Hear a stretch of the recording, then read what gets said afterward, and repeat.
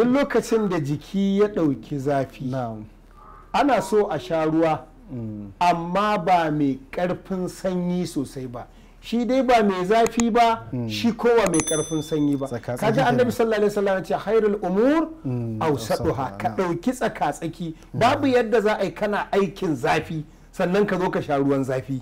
ai jikin naka dama ana buƙatar wato isa muɗumin da jinin zai tsinke, to wannan aikin zafin ai ya sa jininka ya tsinke. naka in ka zo shan ruwa sai ka sha wanda ba mai zafi ba ba kuma kankara ba, sai ka sha tsaka-tsaki. kana sha za ka samu ingancin lafiya kuma ka cika umarni na annabi sallallahu alaihi wasallama da ya bamu zabi ga cewa hairul umur awsaduha. ka dauki awsad huwa afdal, shi ba mai karfin zanyi ba shi ko ba mai zafi ba, tsaka-tsaki zai fi maka. salamu alaikum.